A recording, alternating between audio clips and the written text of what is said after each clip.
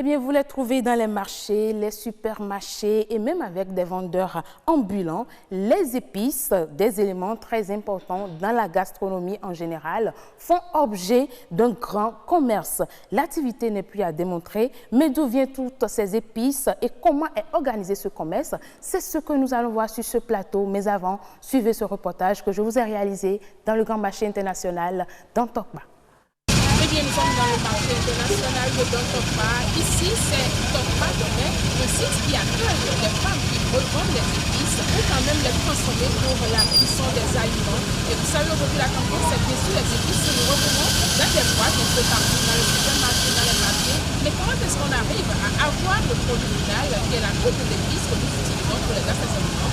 C'est ce que nous allons découvrir aujourd'hui. Cannelle, ail de soupe. Epimel, coriandre, atike bata, ndi ere sube deme, étoile sube deme, sasa peji okule sube deme, meti mono kano sube deme, ziza goto sube deme, ndi ere sube deme, yoli ere sube deme, ndi mi don blo misi ndi bino wale, kuku kada mi den blo, ko mi do kuku simo.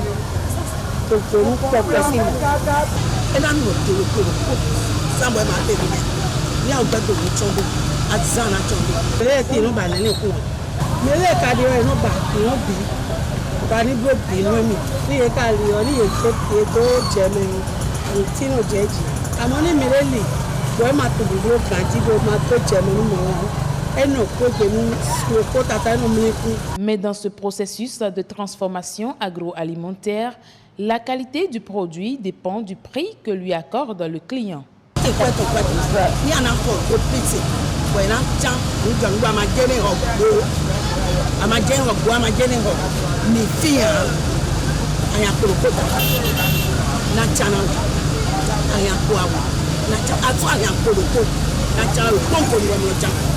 Mina mo be pisi ani mi na blo na ko mo blo me na mo chakiro ko ba yi mi no blo kon ko de do tele ga hi de wa so kon ko no mi no blo amono sonde ya beto de di mo do anene tun si kan kede mi na ji me ni mere re ire si mo ba ko ni sa no ni no ko nde se ko o yi kibu lo elo ni aba ajo wa ni ti bo amajo de kibu to go mele me Reno ablo ménage encore des aller nous coco.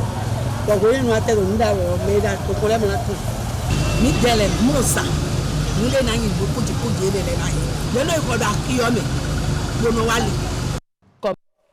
Et voilà toutes nos excuses pour la qualité sonore de cet élément. Je le disais, Monde Agricole ce soir se penche sur l'économie des épices, production et exportation. Et sur ce plateau, j'ai Madame Opportune, bien noté, voilà. Bonsoir.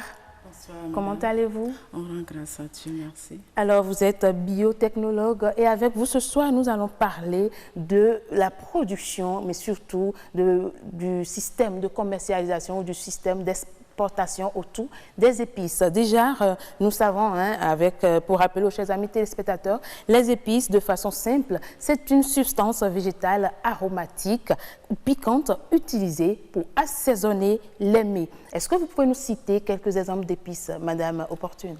Oui, bon, comme on l'a déjà montré notre reportage tout à l'heure, nous avons chez nous ici au Bénin le piment.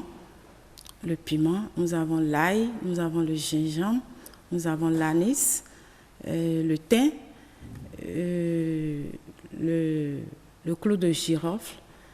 Nous avons autant d'épices qui se produisent pas nécessairement chez nous ici au Bénin, mais dans la sous-région, mais qu'on trouve dans nos marchés. C'est vrai que quand nous étions à Tokpa, nous avons vu une quantité énorme et de différentes sortes d'épices dans le marché et les femmes font le mélange pour avoir le produit final. Mais est-ce qu'au Bénin, on produit ces épices-là? Bon, il y a quelques épices qui se produisent chez nous au Bénin. En l'occurrence, le piment, le gingembre, Mais bon, pour nuancer un peu, il y a épices, mais il y a aussi les herbes aromatiques qu'il ne faut pas oublier. Parce que nous avons par exemple l'ossimum, la feuille de ossimum gratissimum par exemple, qui se produit aussi chez nous, ce qu'on appelle chiayo, là. Mais c'est aussi une herbe aromatique qui se retrouve globalement comme tout ça plante, fait partie des épices? Des épices et herbes aromatiques. Là, on va allonger un peu le terme pour parler plutôt d'épices et herbes aromatiques. D'accord. Oui. Mais est-ce qu'on en produit au Bénin? Vous avez dit oui, les piments et autres. Pour les herbes, par exemple, est-ce que la production des herbes... Oui, il y a quelques herbes. Par exemple, Ossimum gratissimum se produit chez nous et au Bénin ici. Et c'est ça que les Savalois ou les gens du Nord utilisent souvent pour faire la sauce de liant pilé, la sauce qui accompagne liant pilé. La citronnelle, c'est aussi une herbe aromatique. La feuille de laurier, c'est aussi une herbe aromatique. Bon, donc pour nuancer un peu, il y a aussi cette petite différence. Alors, si nous n'avons pas toutes les épices au Bénin, d'où proviennent ces épices que nous avons dans Tokpa? Je cite Tokpa parce que c'est le marché, le marché de référence. D'où est-ce que ça provient? Au fait, ces épices proviennent de la sous-région, le Niger, le Nigeria voisin, le Ghana, le Togo, le Mali, le Burkina, pour ne citer que ceux-là. Sinon, les quelques épices qu'on produit véritablement chez nous, c'est le piment, le gingembre, l'oignon et les herbes aromatiques. Mais pourquoi nous ne pouvons pas produire les autres épices? Est-ce que c'est à cause de la qualité de nos sols ou bien est-ce que le climat béninois ne permet pas ou bien ne favorise pas la production de ces épices? Bon, on a toujours l'habitude de dire climat, mais quand on se réfère un peu aux grands producteurs, par exemple l'Inde, la Chine, où on produit beaucoup d'épices et herbes aromatiques, ces pays-là ont des climats tropicaux et il y a aussi le climat tempéré. Mais il y a le climat tropical aussi que nous vivons chez nous ici, mais malgré ça, on ne produit pas vraiment de l'épice. Mais il y a aussi nos sols, effectivement, qui ne favorisent pas la chose. Mais on peut toujours tenter, du moment où on n'avait pas de piment, le piment a été importé. On n'avait pas de piment. Progressivement, on a commencé par produire du piment. On n'avait même pas du piment. Progressivement, on a commencé aussi par produire de gingembre. Donc, toujours est-il que si la politique de produire ces épices-là, si on peut voir un peu avec les producteurs, peut-être que, et leur donner les moyens, pourquoi ne pas acclimater, par exemple, même si le climat ne s'y prête pas, peut-être qu'un jour, on peut aussi produire véritablement ces épices. Pourquoi pas? Mais déjà, nous sommes d'accord qu'on n'en produit pas assez au Bénin et qu'on importe sûrement bon nombre d'épices. Comment se passe l'importation de ces épices? Est-ce qu'il y a une structuration autour? Est-ce qu'il y a une organisation où on déverse seulement sur nos marchés ce qui nous vient de l'extérieur? Bon, aucune statistique ne prouve que ce secteur d'activité est quand même formel. Donc, on va dire souvent que le commerce se fait beaucoup plus de façon informelle.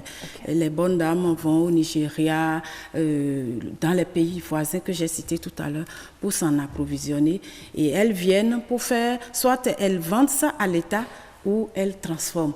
Et le grand grenier de transformation de ces épices, c'est dans Tokpa. C'est dans Tokpa. Alors, ce que je veux savoir, ou bien là où il y a le paradoxe, c'est que on nous importe les épices. Quand on finit de transformer, on exporte.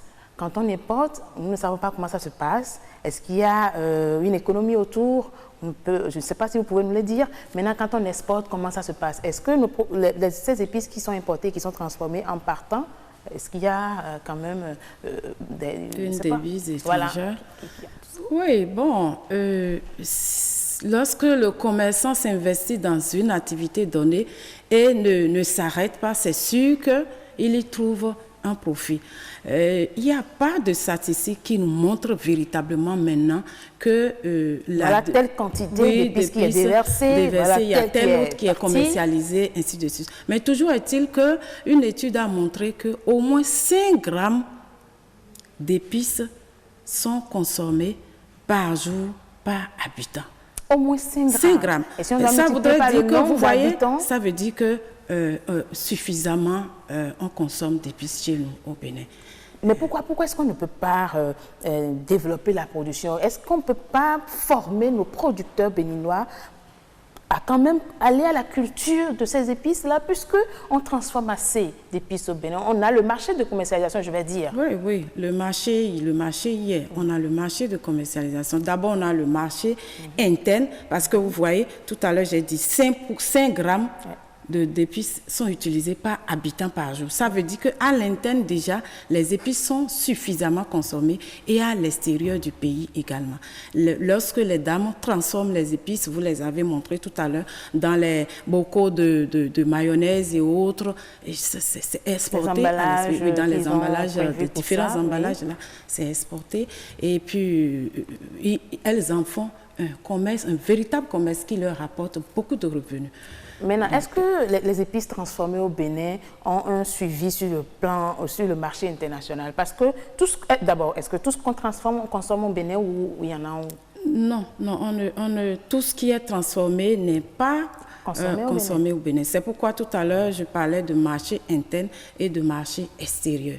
Donc, il y a une partie qui est consommée de façon tacite chez nous et l'autre partie est consommée à l'extérieur. Et ce qui est consommé à l'extérieur, comment est-ce que ça part du pays? Toujours pour la plupart par les circuits informels. Mais de votre point de vue biotechnologue, est-ce qu'il n'y a pas quand même nécessité de réorganiser un peu cette activité-là, puisque bon nombre de Béninois en font une activité de revenus financiers? Oui, vous savez, c'est vrai, nous sommes dans le monde de la recherche et quand nous finissons, les résultats de nos travaux devraient être exploités par une structure étatique. Vous avez travaillé sur ça? Oui, j'ai travaillé sur ça.